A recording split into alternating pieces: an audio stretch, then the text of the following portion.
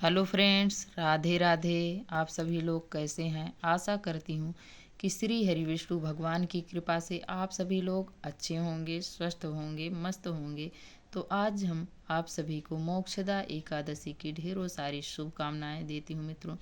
आज की वीडियो में हम जानेंगे 2024 में मोक्षदा एकादशी का व्रत किस दिन रखा जाएगा, किस तारीख को पड़ रही है, मोक्षदा एकादशी की तिथि कब से प्रारंभ हो रही है, कब समाप्त हो रही है, पारण का शुभ मुहूर्त क्या है। तो आज की वीडियो में हम यही जानेंगे।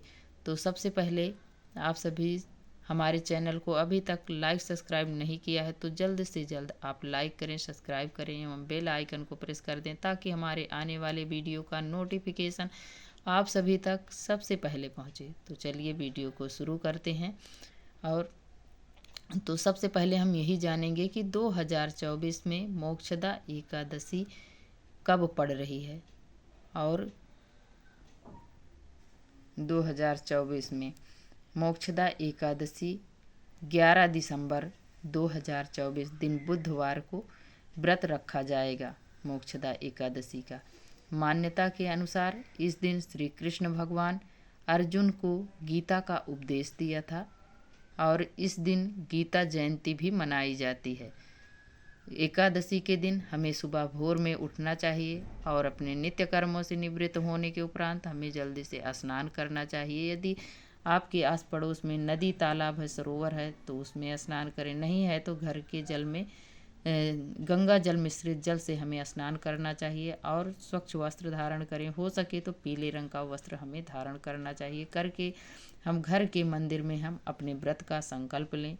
संकल्प लेने के बाद जहाँ पर हमें ठाकुर जी को विराजमान करना है वहाँ पर थोड़ा गंगा जल से हमें शुद्ध कर लेना है।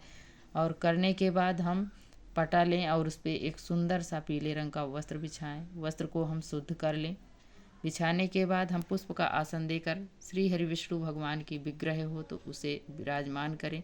यदि ठाकुर जी हैं तो उन्हें इस दिन हमें पंचामृत से स्नान करवाना चाहिए और यदि विग्रह रूप में हैं तो आप उन्हें विराजमान करें। और इस दिन हमें कलश की स्थापना अवश्य करनी चाहिए।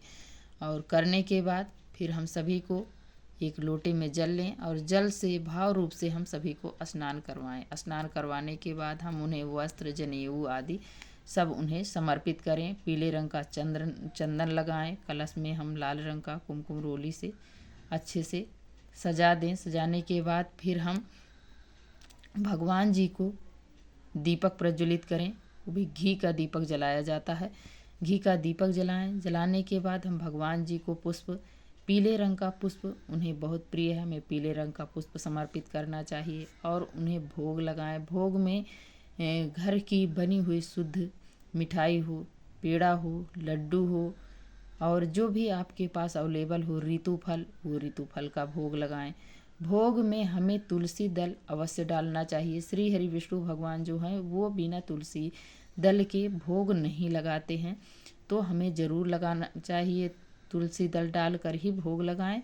और एकादशी के दिन हमें तुलसी मैया को नहीं छूना चाहिए, स्पर्श नहीं करना चाहिए। इसलिए तुलसी मैया भी श्री हरि विष्णु भगवान के लिए व्रत रखती हैं, तो हमें बिल्कुल नहीं छूना चाहिए। एकादशी के एक दिन पहले ही हमें तुलसी दल तोड़ कर रख लेना चाहिए। तुलसी दल कभी बासी नहीं होता है, तो हमें तोड़ कर रख लेना चाहिए। एकादशी के दिन हमें तुलसी में जल नहीं डालना चाहिए, ना ही उन्हें छूना चाहिए। दीपक जलाना है, आप दूर से दीपक जला दें लेकिन छूना नहीं चाहिए। फिर इसके बाद हम भगवान जी को धूप दीप दिखाएंगे। धूप दीप दिखाने के बाद हमें पूजा में जो भी मुझसे भूल चूक रह जाती है, कमियां रह जाती हैं, उसके लिए हमें दक्षिणा चढ़ाना चाहिए। बिना दक्षिणा के कोई भी पूजा हमारी संपन्न नहीं मानी जाती है, तो हम दक्षिणा जरूर चढ़ाएं। और इस दिन हमें अपने इष्ट का नाम जप करना चाहिए। जितना से जितना हो सके उतना हम भगवान जी का नाम जप करें, भजन कीर्तन करें, दान उपदान करें। और इस दिन हमें चावल वर्जित होता है। चावल से बनी कोई भी चीज़ हो हमें बिल्कुल नहीं खानी चाहिए। और एकादशी पे हमें तामसी भोजन, तामसी चीज़ों का घर में हमें कुछ भी नहीं बनाना चाहिए किसी के लिए। हमें इस दिन शुद्धि का विशेष ध्यान रखना चाहिए।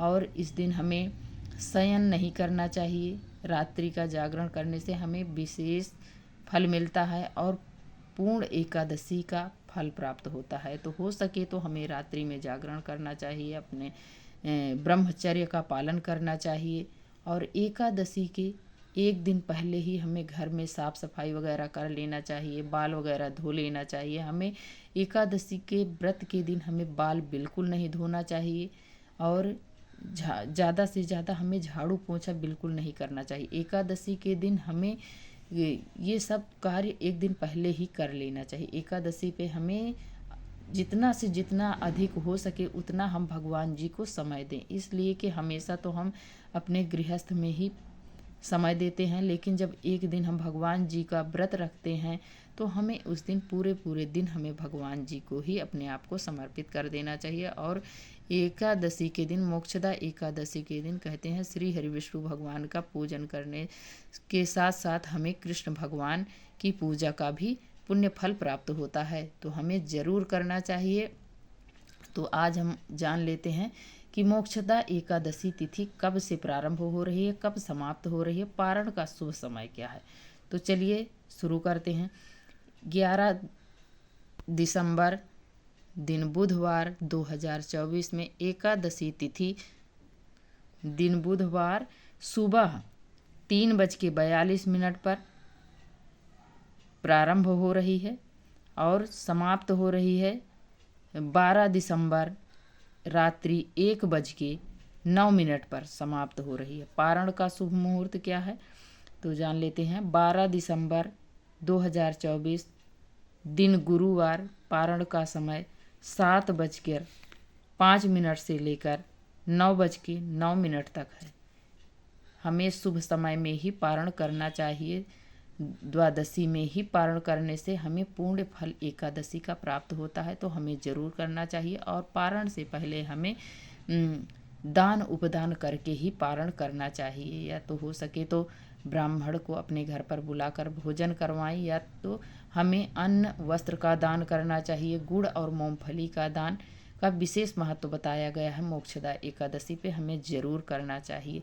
तो आज की वीडियो मित्रों यहीं तक है। यदि आप सभी को थोड़ी भी अच्छी लगे तो हमें लाइक सब्सक्राइब करना ना भूलें और प्यारा सा कमेंट लिख कर हमें ज़रूर बताएं कि ये वीडियो आप सभी को कैसी लगी। और वीडियो देखने के लिए आप सभी को बहुत बहुत धन्यवाद। जय श्रीमन नारायण।